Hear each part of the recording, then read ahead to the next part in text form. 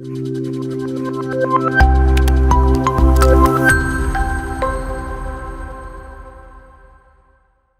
Every one, എല്ലാവർക്കും സുഖമാണെന്ന് കരുതുന്നു. എല്ലാവരും എന്തായിരിക്കും ഇഗ്നോൻ്റെ കീഴിൽ ലൈബ്രറി സയൻസിന് ജോയിൻ ചെയ്ത സ്റ്റുഡൻസ് ആയിരിക്കുമല്ലോ. അപ്പോൾ ഇന്ന് നമ്മൾ ഡിസ്കസ് ചെയ്യുന്ന പേപ്പർ ഇത് ജസ്റ്റ് ഒരു ഇൻട്രൊഡക്ഷൻ വീഡിയോ മാത്രമാണ്. ഏതൊക്കെ മൊഡ്യൂൾസ് ആണ്, ഏതൊക്കെ സബ്ജക്ട്സ് ആണ്, ഏതൊക്കെ കണ്ടന്റുകളാണ് നമ്മൾ ഈ ഒരു പേപ്പറിൽ ഡിസ്കസ് ചെയ്യാൻ പോകുന്നത് എന്ന് മാത്രമാണ് ഇവിടെ പറയുന്നത്. ഡീറ്റെയിൽ ആയിട്ട് നമ്മൾ എന്ത് ചെയ്യും, ഓരോ യൂണിറ്റിലും നമ്മൾ പറയും. ഡീറ്റെയിൽഡ് ആയിട്ടും ഓരോ കാര്യത്തിൻ്റെയും സബ്ജക്റ്റ് നോളജ് നമ്മൾ എന്ത് ചെയ്യും, ആ പേപ്പർ എടുക്കുമ്പോൾ നമ്മൾ ഡിസ്കസ് ചെയ്യും. ഓക്കെ, അപ്പം ഈ പേപ്പറിൻ്റെ പേരാണ് ഇൻഫർമേഷൻ പ്രൊഡക്ട്സ് ആൻഡ് സർവീസസ് എന്ന് പറയുന്ന ഒരു പേപ്പറാണ്. നമ്മൾ ഭയങ്കര ഇൻട്രസ്റ്റിംഗ് ആയിട്ടുള്ള ടോപ്പിക്കാണ്. അതേപോലെ തന്നെ തിയറി ബേസ്ഡുമാണ്. ഫുൾ ഓൾമോസ്റ്റ് എല്ലാം എന്താണ്, തിയറിയാണ്. തിയറി മീൻസ് എന്താണ്, നമ്മൾ വേറെ സബ്ജക്റ്റിലെ തിയറി എന്ന് പറഞ്ഞ പോലത്തെ തിയറി അല്ല. ജസ്റ്റ് എന്താണ്, ഓരോരോ ടേമുകൾ ഉണ്ടാവും, അത് നമ്മൾ പഠിക്കുക. അതേപോലെ തന്നെ ഓരോ സർവീസുകൾ ഉണ്ടാവും, അത് നമ്മൾ എങ്ങനെ ചെയ്യാൻ പറ്റും, ലൈബ്രറിയിൽ നിന്ന് എന്ത് ചെയ്യാൻ പറ്റും, നമുക്കതെങ്ങനെ യൂസേഴ്സിന് ചെയ്യാൻ പറ്റും എന്നുള്ള കാര്യങ്ങളൊക്കെയാണ് ഇവിടെ ഡിസ്കസ് ചെയ്യുന്നത്. ഓക്കെ, ഇതിൻ്റെ ടൈറ്റിൽ തന്നെ എന്താണ്, ഇൻഫർമേഷൻ പ്രൊഡക്ട്സ് എന്നാണ്. നമുക്കറിയാം ഒരുപാട് പ്രൊഡക്ട്സ് ഉണ്ട് എന്നുള്ളത്. നമ്മൾ വാങ്ങുന്ന സാധനങ്ങൾ, നമ്മൾ സാധാ സ്റ്റേഷനറി ഷോപ്പിൽ പോയിട്ട് ഒരുപാട് പ്രൊഡക്റ്റുകൾ വാങ്ങുന്നുണ്ട്, കമ്പനികൾ പ്രൊഡക്റ്റ് ഉണ്ടാക്കുന്നുണ്ട്. അപ്പം ഇൻഫർമേഷൻ പ്രൊഡക്ട്സ് എന്ന് പറഞ്ഞാൽ എന്താണ്, നമുക്ക് എന്താണ്, നമ്മൾ ഒന്നില്ലെങ്കിൽ നമ്മൾ എഴുതിക്കാണ്ട് ഉണ്ടാക്കുന്ന പ്രൊഡക്ട്സുകൾ, അല്ലെങ്കിൽ നമ്മുടെ ഈ വീഡിയോ അല്ലെങ്കിൽ ഓഡിയോ, ഇതൊക്കെ എന്താണ്, ഇൻഫർമേഷൻസ് കൊടുക്കുന്നുണ്ട് ഓരോരുത്തർക്ക്. ഞാൻ എടുക്കുന്ന ക്ലാസ് എന്ത് ചെയ്യുന്നുണ്ട്, നിങ്ങൾക്കൊരു ഇൻഫർമേഷൻ തരുന്നുണ്ട്. ഞാൻ എഴുതുന്ന ചില നോട്ടുകൾ നിങ്ങൾക്ക് ഇൻഫർമേഷൻ തരുന്നുണ്ട്. അപ്പോൾ ഇതൊക്കെ എന്താണ്, ഇൻഫർമേഷൻസ് ആണ് ബാക്കിയുള്ളവർക്ക് യൂസ് ചെയ്യാൻ വേണ്ടിയിട്ടുള്ള. അതുകൊണ്ട് ഇതിനെ വിളിക്കുന്ന പേരാണ് ഇൻഫർമേഷൻ പ്രൊഡക്ട്സുകൾ എന്നുള്ളത്. നമ്മൾ ഫുഡ് കഴിക്കാൻ വേണ്ടി വാങ്ങുന്നതും എന്താണ്, അതൊരു ഫുഡ് പ്രൊഡക്റ്റ്സ് ആണ്. നമ്മളൊരു വീട് ഉണ്ടാക്കാൻ വാങ്ങുന്ന സാധനങ്ങൾ എന്താണ്, കൺസ്ട്രക്ഷൻ പ്രൊഡക്റ്റ് ആണ്. അപ്പം ഡിഫറെൻറ്റ് ടൈപ്പ് ഓഫ് പ്രൊഡക്ട്സ് ഉണ്ട്. ഇപ്പോൾ നമ്മുടെ എന്താണ്, അക്കാദമിക്സിലൊക്കെ നമ്മൾ പൊതുവെ എല്ലാവരും നമ്മൾ യൂസ് ചെയ്യുന്ന ഒരു ടേമൊക്കെയാണ് ഇൻഫർമേഷൻ പ്രൊഡക്ട്സ് എന്നുള്ളത്. അങ്ങനെ പൊതുവെ ഒരുപാട് പ്രൊഡക്ട്സ് ഉണ്ടാകുമ്പോൾ തന്നെ എന്താണ്, അത് സർവീസ് ചെയ്യണം. നമ്മളൊരു കമ്പനി ഫുഡ് ഉണ്ടാക്കുകയാണെങ്കിൽ തന്നെ എന്താണ്, അത് ഫുഡ് പ്രൊഡക്ട്സ് ആണ്, അത് സെർവ് ചെയ്യാം ബാക്കിയുള്ളവർക്ക്. അത് എങ്ങനെ ചെയ്യാം മീൻസ്, അപ്പോൾ അതിന് നമ്മൾ എന്ത് ചെയ്യും, സർവീസ് എന്ന് വിളിക്കുന്നത്. ഇതേപോലെ തന്നെ നമ്മുടെ ലൈബ്രറിൻ്റെ കേസിലും നമ്മൾ ഈ സബ്ജക്റ്റിലും നമ്മൾ ഒരുപാട് പ്രൊഡക്ട്സിനെ കുറിച്ച് പറയുന്നത് കൊണ്ട് തന്നെ അത് എങ്ങനെ ആളുകളിലേക്ക് എത്തിക്കാം എന്നുള്ളതിനെ പറ്റി പറയുന്നതാണ് സർവീസ് എന്നുള്ളത്. ഓക്കെ, അപ്പോൾ നമുക്ക് നോക്കാം ഇതിൽ ഏതൊക്കെ എത്ര മൊഡ്യൂൾ ഉണ്ട് എന്നുള്ളതും എത്ര യൂണിറ്റ് ഉണ്ട് എന്നുള്ളതൊക്കെ നോക്കാം. ടോട്ടൽ എത്ര ഉണ്ട്? ടോട്ടൽ 4 ബ്ലോക്കുകളുണ്ട്. ഈ ഓരോ ബ്ലോക്കിലായിട്ട് എന്തുണ്ട്, 2 3 യൂണിറ്റുകളുണ്ട്. അങ്ങനെ ടോട്ടൽ 13 യൂണിറ്റുകളുണ്ട്. ഓക്കെ, ഒന്നാമത്തെ ബ്ലോക്കാണ് കൺവെൻഷണൽ പ്രൊഡക്ട്സ് ആൻഡ് സർവീസസ് എന്നുള്ള. കൺവെൻഷണൽ എന്ന് പറഞ്ഞാൽ കുറച്ച് പണ്ട് മുതലേ ഉള്ള ലൈബ്രറിൻ്റെ ഹിസ്റ്ററി എന്നൊക്കെ പറഞ്ഞാൽ ഒരുപാട് പിന്നിലാണ്. പണ്ട് കാലത്തെ എന്ത് ചെയ്യുന്നുണ്ട്, ലൈബ്രറീസ് ഉണ്ട്. അപ്പോൾ അന്ന് മുതലേ ഉള്ള പ്രൊഡക്ട്സുകൾ ഏതൊക്കെയാണ്, അതേപോലെ തന്നെ സർവീസുകൾ ഏതൊക്കെയാണ് ബ്ലോക്ക് 1ലുള്ളത്. ദെൻ ബ്ലോക്ക് 2ൽ സ്പെഷ്യൽ പ്രൊഡക്ട്സുകൾ എന്നുള്ളത്. ഇപ്പം പുതുതായിട്ട് നമ്മൾ ഉണ്ടാക്കുന്നതും അല്ലെങ്കിൽ ഓൾറെഡി ഉള്ള പ്രൊഡക്ട്സിൽ നിന്ന് നമ്മൾ പുതിയ എന്ത് ചെയ്യുന്ന പ്രൊഡക്ട്സുകൾ ഉണ്ടാക്കുന്നുണ്ട്, അതും അതെങ്ങനെ സർവീസ് ചെയ്യാന്നുള്ളതും. ദെൻ ഈ ഉണ്ടാക്കിയിട്ടുള്ള പ്രൊഡക്ട്സുകളെല്ലാം അത് നമ്മൾ ജനങ്ങളിലേക്ക് എത്തിക്കുന്നത്, ലൈബ്രറീസിൻ്റെ യൂസേഴ്സ് എത്തിക്കുന്നതിൽ പല രീതിയിലാണ്. അതിലൊന്നാണ് ഡോക്യുമെൻ്റ് ഡെലിവറി സർവീസ് എന്നൊക്കെ. നമ്മൾ ഡെലിവറി സർവീസ് എന്ന് പറയുന്ന പോലെ തന്നെയാണ് ഇവിടെ ലൈബ്രറിൻ്റെ കേസിലും നമ്മൾ ഡോക്യുമെൻ്റ് ഡെലിവറി ചെയ്ത് കൊടുക്കുകയാണ്. Then web products and service എന്നുള്ള ലേറ്റസ്റ്റ് ആയിട്ട് ഇൻ്റർനെറ്റ്, അതുപോലെ തന്നെ വെബ് പേജ്, വെബ്സൈറ്റുകളൊക്കെ വന്നതിന് ശേഷം വേറെയും ഒരുപാട് പ്രൊഡക്ട്സുകളുണ്ട്. നമുക്ക് എന്ത് ചെയ്യാൻ പറ്റും, നമ്മുടെ ഫോട്ടോസ് ഗൂഗിൾ ഡ്രൈവിൽ ഇതാക്കാൻ പറ്റും. നമുക്ക് എന്താണ്, ഒരുപാട് ക്ലാസ്സുകൾ ഓൺലൈനിൽ കേൾക്കാൻ പറ്റും. അതിന് ഫ്രീ ആയിട്ടുള്ള ഒരുപാട് എന്തുണ്ട്, വെബ്സൈറ്റുകളുണ്ട്. ഇതൊക്കെയാണ് വെബ് പ്രൊഡക്റ്റുകൾ. അവർ തരുന്ന സർവീസുകളാണ് വെബ് സർവീസുകൾ. ഓക്കെ, അപ്പോൾ നിങ്ങൾ എല്ലാവരും ലൈബ്രറി സയൻസ് ക്ലാസ് ജോയിൻ ചെയ്തുകൊണ്ട് തന്നെ നമ്മൾ മനസ്സിലാക്കേണ്ടത്, നമ്മൾ എല്ലാവരും എന്ത് ചെയ്തിട്ടുണ്ടായിരിക്കും, ലൈബ്രറിയൊക്കെ ഒരുപാട് വിസിറ്റ് ചെയ്തിട്ടുണ്ടായിരിക്കും, ലൈബ്രറിയിൽ പുസ്തകം വായിക്കാൻ പോയിട്ടുണ്ടായിരിക്കും. അപ്പം ഇവിടെ നമ്മൾ ക്ലാസ് കേൾക്കുമ്പോൾ എന്ത് ചെയ്യണം, നമ്മളൊരു ലൈബ്രറി പ്രൊഫഷണൽ ആണ് എന്നുള്ള ഒരു കോൺസെപ്റ്റ്, ഒരു ചിന്തയിൽ നമ്മൾ എന്ത് ചെയ്യുക, ക്ലാസ്സുകൾ കേൾക്കണം. എന്നാൽ മാത്രമേ നമുക്ക് ഒന്നുകൂടി കാര്യങ്ങൾ മനസ്സിലാവുള്ളൂ. പൊതുവേ നമ്മൾക്ക് ലൈബ്രറിയിലെ യൂസർ ആയിരിക്കും. ഇനി മുതൽ നമ്മൾ എന്ത് ചെയ്യുക, ലൈബ്രറിയിലെ ഒരു ലൈബ്രറിയനാണ് അല്ലെങ്കിൽ അവിടുത്തെ ഒരു സ്റ്റാഫാണ് എന്നുള്ള രീതിയിൽ എന്ത് ചെയ്യാം, നമ്മളൊന്ന് ഡ്രീം ചെയ്താൽ എന്ത് ചെയ്യും, നമുക്കൊന്നുകൂടി കാര്യങ്ങൾ ഉൾക്കൊള്ളാൻ കഴിയും. അപ്പോൾ ബ്ലോക്ക് 1ൽ ടോട്ടൽ 4 യൂണിറ്റ് ആണുള്ളത്. അതിൽ ആ ബ്ലോക്കിൻ്റെ പേരാണ് കൺവെൻഷണൽ പ്രൊഡക്ട്സ് ആൻഡ് സർവീസ് എന്നുള്ളത്. അതിൽ ഒന്നാമത്തെ യൂണിറ്റ് ലിറ്ററേച്ചർ സെർച്ച് ബിബ്ലിയോഗ്രഫിക് സർവീസ് എന്നുള്ള ലിറ്ററേച്ചേഴ്സ്, ഒരുപാട് ലിറ്ററേച്ചേഴ്സ് ഉണ്ട് നമ്മുടെ മുന്നിൽ. മീൻസ് റിസർച്ച് ആർട്ടിക്കിളായിട്ട്, ന്യൂസ് പേപ്പറായിട്ട്, ടെക്സ്റ്റ് ബുക്കുകളായിട്ട്, വേറെ വീഡിയോ ഓഡിയോ, ഇതെല്ലാം ലിറ്ററേച്ചേഴ്സ് ആണ്. എ കൈൻഡ് ഓഫ് ലിറ്ററേച്ചേഴ്സ് ആണ്. അപ്പം ഇതെല്ലാം നമുക്ക് എങ്ങനെ സെർച്ച് ചെയ്യാം, ഡാറ്റാബേസുകളുണ്ട്, ഇതൊക്കെ എങ്ങനെ നമുക്ക് സെർച്ച് ചെയ്യാം എന്നുള്ളതും. പിന്നെ ബിബ്ലിയോഗ്രഫിക് സർവീസ്, എന്താണ് ബിബ്ലിയോഗ്രഫി എന്നുള്ളത്. ബിബ്ലിയോഗ്രഫി ഞാൻ സിമ്പിളായിട്ട് പറഞ്ഞുതരാം, ഇതെല്ലാം നമ്മൾ ഡീറ്റെയിൽഡ് ആയിട്ട് ക്ലാസ്സിലെടുക്കും. ബിബ്ലിയോഗ്രഫി എന്ന് പറഞ്ഞാൽ ഒരു പുസ്തകത്തിൻ്റെ കംപ്ലീറ്റ് ഡീറ്റെയിൽസ് ആണ്. ആ പുസ്തകം ആര് എഴുതി, എന്ന് എഴുതി, എപ്പോൾ പബ്ലിഷ് ചെയ്ത്, ഏത് കമ്പനിയാണ് പബ്ലിഷ് ചെയ്തിട്ടുള്ളത്, ഏത് പബ്ലിഷിംഗ് ഹൗസാണ്, അതിൻ്റെ വോളിയം, അതിൻ്റെ ഇഷ്യൂ, അതിൽ ഇത്ര പേജ് നമ്പർ ഉണ്ട്, ഈ കാര്യങ്ങളാണ് ബിബ്ലിയോഗ്രഫിക് സർവീസ് എന്ന് പറയുന്നത്. ദെൻ ഇതിൽ സെക്കൻഡ് യൂണിറ്റാണ് കറണ്ട് അവയർനെസ് സർവീസ് എന്നുള്ള. കറണ്ട് അവയർനെസ് നമുക്കറിയാം, ലേറ്റസ്റ്റ് ആയിട്ട് നടക്കുന്ന കാര്യങ്ങളാണ് കറണ്ട് അഫയേഴ്സ് എന്നൊക്കെ പറയുന്നത്. അതെന്ത് ചെയ്യുക, അപ്പം ലൈബ്രറിക്ക് വരുന്ന ഓരോരുത്തരും ഡിഫറെൻറ്റ് ഫീൽഡിലുള്ള ആളുകളായിരിക്കും. അപ്പം ഓരോരുത്തർക്കും വേണ്ട എന്ത് ചെയ്യുക, അവരുടെ ഫീൽഡിലുള്ള ലേറ്റസ്റ്റ് ആയിട്ട് നടക്കുന്ന കാര്യങ്ങൾ അവരെ അറിയിച്ചു കൊടുക്കുക. ഓക്കെ, അത് രണ്ട് രീതിയിലുണ്ട്, SDI ആൻഡ് അലേർട്ടിംഗ് സർവീസ് എന്നൊക്കെ പറഞ്ഞാൽ, അതൊക്കെ നമ്മൾ ഡിസ്കസ് ചെയ്യും. ദെൻ അടുത്താണ് അബ്സ്ട്രാക്റ്റിംഗ് ഡൈജസ്റ്റ് എന്ന് പറയുന്നത്. ഈ രണ്ട് ടേം എന്താണ്, ഒരു പുസ്തകം എന്താണ്, അതിൻ്റെ സമ്മറിയാണ് അബ്സ്ട്രാക്റ്റിംഗ് ഡൈജസ്റ്റ് എന്നുള്ളത്. സിമ്പിളി സമ്മറി അല്ല, ചെറിയ ചെറിയ ഡിഫറൻസ് ഉണ്ട്. ഇപ്പം ഇങ്ങനെ മനസ്സിലാക്കിയാൽ മതി. ദെൻ ന്യൂസ് പേപ്പർ ക്ലിപ്പിംഗ് എന്ന് പറഞ്ഞാൽ നമ്മൾ എന്ത് ചെയ്യുക, ഒരു ന്യൂസ് പേപ്പറിൽ നിന്ന് അല്ലെങ്കിൽ ഒരുപാട് ന്യൂസ് പേപ്പറിൽ നിന്ന് നമ്മൾ എന്ത് ചെയ്യുക, ഒരു ടോപ്പിക്കിൻ്റെ ബേസിൽ എന്ത് ചെയ്യുക, ആ ന്യൂസ് പേപ്പറത്തെ കണ്ടൻറ്റൊക്കെ നമ്മൾ കത്രിക കൊണ്ട് വെട്ടിക്കാണ്ട് എന്ത് ചെയ്യുക, ഒരു നോട്ടീസ് ബോർഡിൽ ഒട്ടിക്കുകയോ അല്ലെങ്കിൽ പുതിയൊരു ഡിജിറ്റലാക്കി വെക്കുകയോ ചെയ്യുക. ഇതാണ് ന്യൂസ് പേപ്പർ ക്ലിപ്പിംഗ് സർവീസ് എന്നുള്ളത്. ഇപ്പോൾ ഒരു 2019 ഒരു ക്രൈം നടന്നു കഴിഞ്ഞാൽ, ഇപ്പോൾ നമ്മൾ ഫിലിമിലൊക്കെ നമുക്ക് കാണാൻ പറ്റിയിരിക്കും. അതായത് കുറേ മുന്നേ ക്രൈം നടന്നാൽ എന്ത് ചെയ്യുന്നു, ആ സമയത്തുള്ള പത്രങ്ങളിലെ ക്ലിപ്പ്, മീൻസ് ആ ടോപ്പിക്കുമായി ബന്ധപ്പെട്ടിട്ടുള്ള ഇതൊക്കെ ന്യൂസുകളൊക്കെ എന്ത് ചെയ്യും, നമ്മൾ വെട്ടിയെടുത്താണ്ട് ഒട്ടിച്ച് വെക്കും. അതൊരു ന്യൂസ് പേപ്പർ ക്ലിപ്പിംഗ് ആണ്. പക്ഷേ നമ്മൾ ലൈബ്രറിൻ്റെ കേസിലാവുമ്പോൾ എന്ത് ചെയ്യും, പൊതുവെ കറണ്ട് ആയിട്ടുള്ള കാര്യങ്ങളാണ് ചെയ്യാറുള്ളത്. അല്ലെങ്കിൽ ഒരു പ്രത്യേക മീൻസ് യൂസർ എന്താണോ പറയുന്നത് ആ ഒരു ടോപ്പിക്കിൻ്റെ ബേസിലായിരിക്കും പൊതുവെ ചെയ്യുക. ദെൻ റഫറൽ സർവീസ് എന്നുണ്ട്.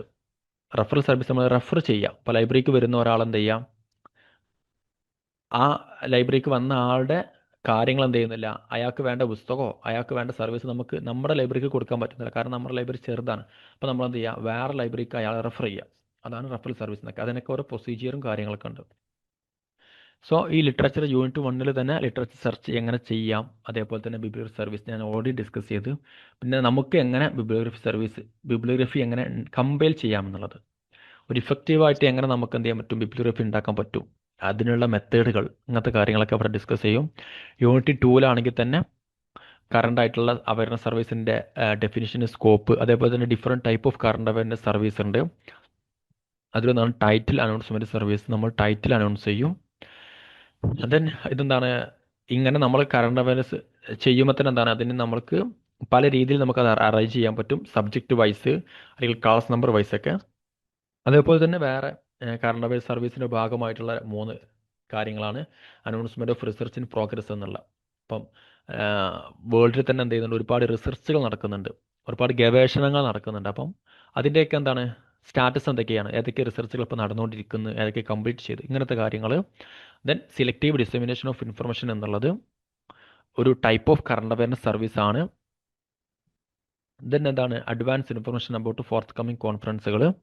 അതെന്താണ്, ഇനി വരാൻ പോകുന്ന കോൺഫറൻസിനെ കുറിച്ചുള്ള അവയർനെസ് ഒക്കെ എന്ത് ചെയ്യാം, ഇൻഫർമേഷൻസ് എന്ത് ചെയ്യുക, യൂസേഴ്സിന് കൊടുക്കുക, ലൈബ്രറി യൂസേഴ്സിന് കൊടുക്കുക. ഇതെല്ലാം ലൈബ്രറിൻ്റെ സർവീസാണ്. ഈ കാര്യങ്ങളൊക്കെ നമ്മൾ ഇവിടെ ഡിസ്കസ് ചെയ്യും.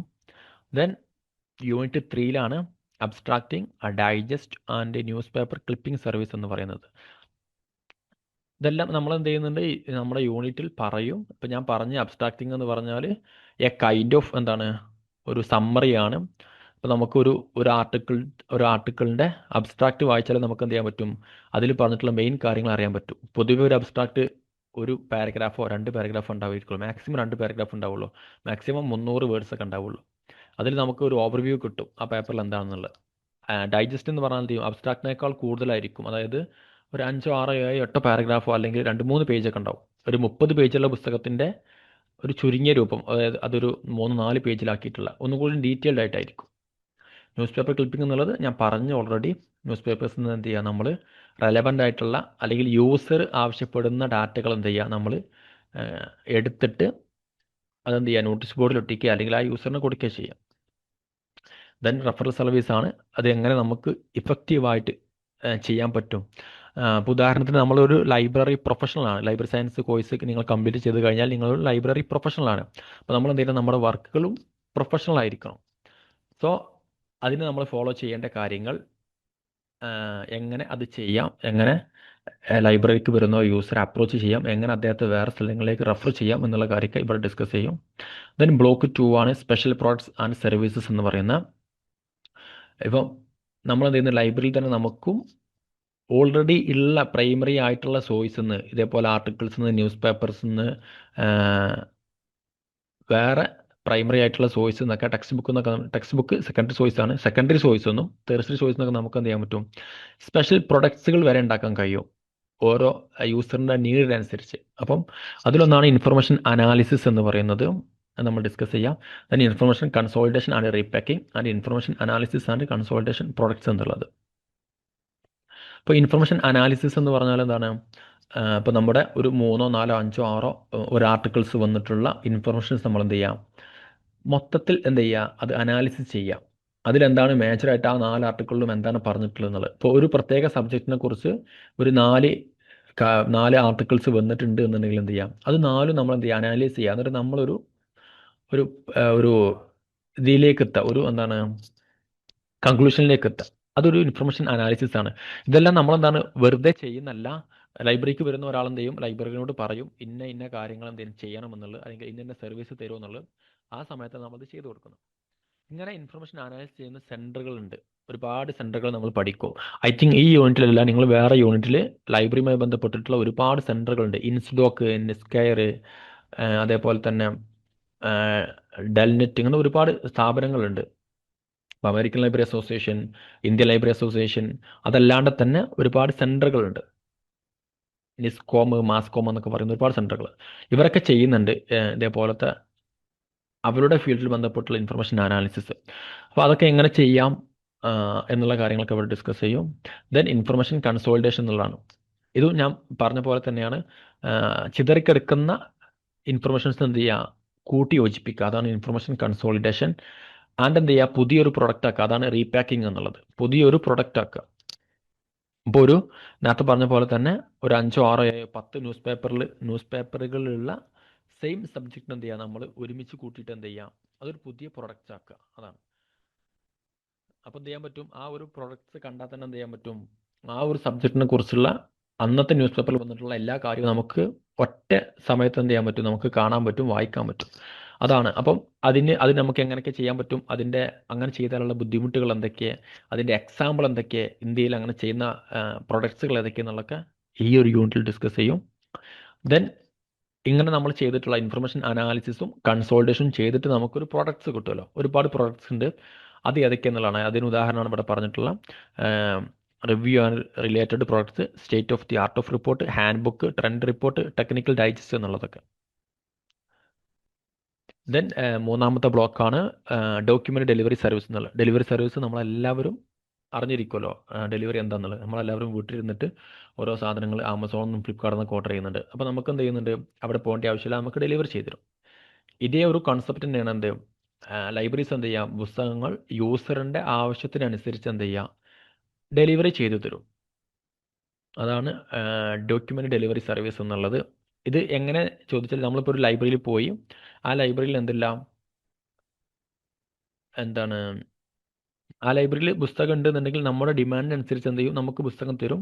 അതല്ലെങ്കിൽ ആ ലൈബ്രറിയിൽ പുസ്തകം അല്ലെങ്കിൽ എന്ത് ചെയ്യും, ആ ലൈബ്രറി വേറൊരു ലൈബ്രറിയിൽ നിന്ന് എന്ത് ചെയ്യും, നമുക്ക് വേണ്ട പുസ്തകം നമുക്ക് എന്ത് ചെയ്യും, എത്തിച്ചു തരും.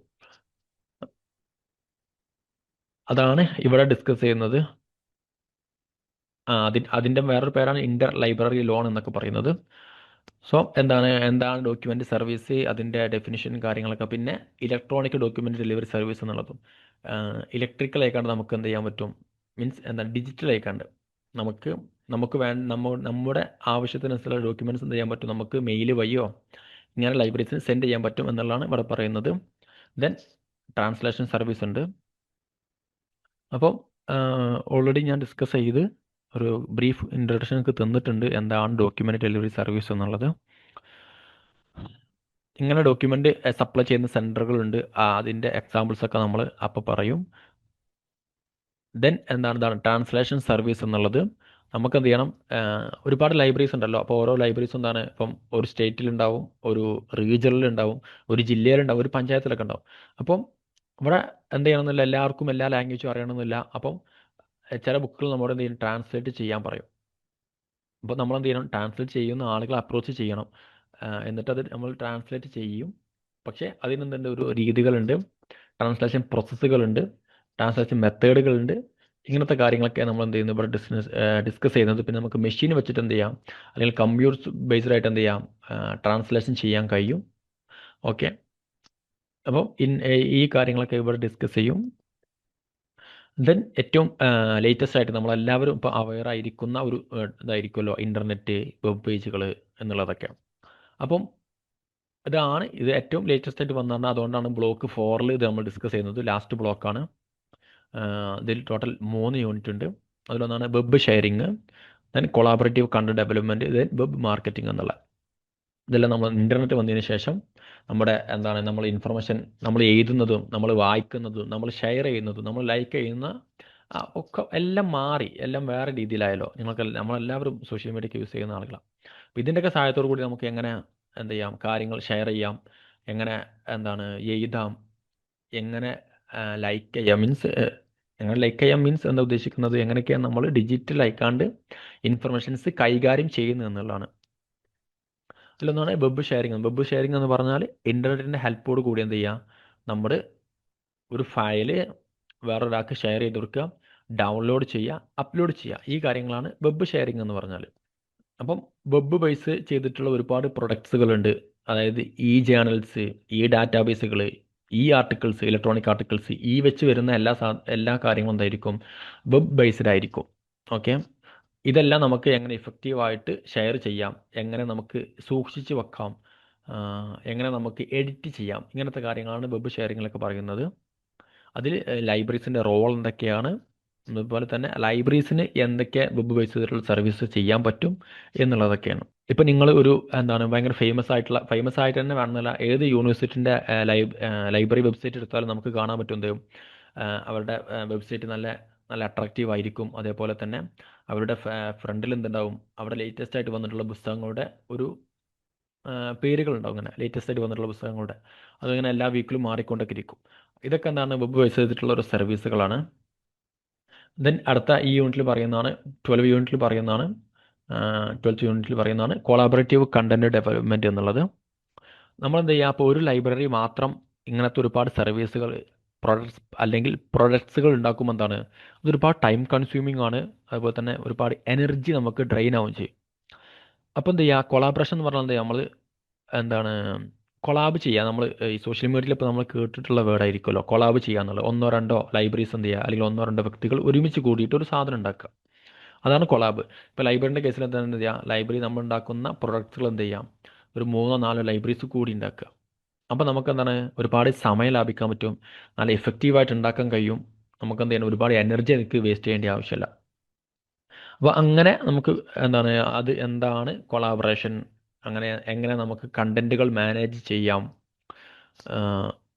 ഇങ്ങനത്തെ കാര്യങ്ങൾ. Then web content life cycle framework എന്നുള്ളത്, അതായത് വെബിലുള്ള കണ്ടന്റുകൾ അത് എങ്ങനെ നമുക്ക് ഉണ്ടാക്കാം, അത് എങ്ങനെ എഡിറ്റ് ചെയ്യാം, അതെങ്ങനെ ഷെയർ ചെയ്യാം, അതെങ്ങനെ ഡൗൺലോഡ് ചെയ്യാം, അതെങ്ങനെ സൂക്ഷിച്ച് വെക്കാം എന്നുള്ള കാര്യങ്ങളൊക്കെയാണ് വെബ് കണ്ടന്റ് ലൈഫ് സൈക്കിൾ എന്നുള്ളൊരു ഭാഗത്ത് പറയുന്നത്.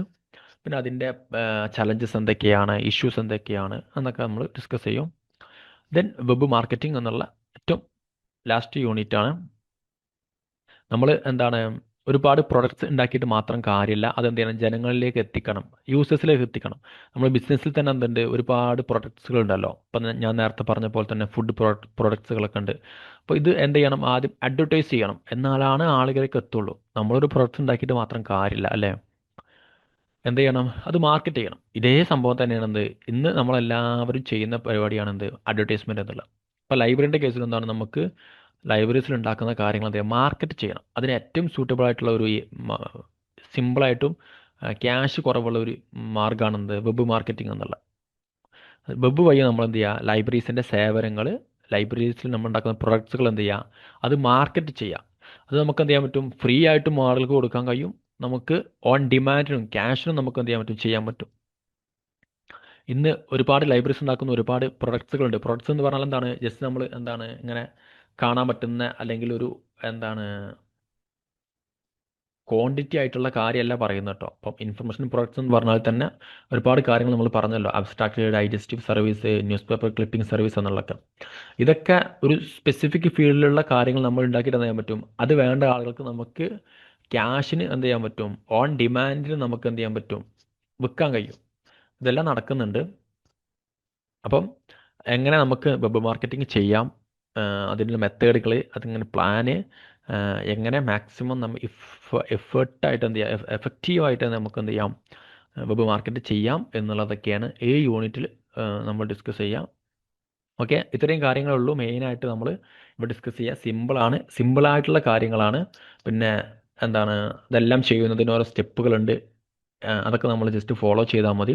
അപ്പോൾ ഈ കാര്യങ്ങളൊക്കെ നമ്മൾ എന്ത് ചെയ്യണം, ഒരു ലൈബ്രറിയൻ ആയി കഴിഞ്ഞാൽ എന്ത് ചെയ്യണം, നമ്മൾ അതിന് ക്യാപ്പബിൾ ആയിരിക്കണം. ലൈബ്രറിക്ക് ഒരാൾ വന്നിട്ട് എന്ത് ചെയ്യുക, ഇന്ന കാര്യം ചെയ്തു തരുമെന്ന് ചോദിക്കുമ്പോൾ നമുക്ക് എന്ത് ചെയ്യണം, അത് ചെയ്യാനുള്ളൊരു കാലിബർ വേണം. എന്നാൽ മാത്രമേ നമ്മൾ ഈ കോഴ്സ് എടുത്തുകൊണ്ട് കാര്യമുള്ളൂ. ഓക്കെ, അപ്പോൾ ഇത്രയും കാര്യം നമ്മൾ ഇവിടെ ഡിസ്കസ് ചെയ്യുന്നുള്ളൂ. അടുത്ത ക്ലാസ്സിൽ നമ്മൾ എന്ത് ചെയ്യും, ഓരോ യൂണിറ്റും നമ്മൾ ഡീറ്റെയിൽഡ് ആയിക്കാണ്ട് എന്താണ് ക്ലാസ് എടുക്കും. Okay, thank you.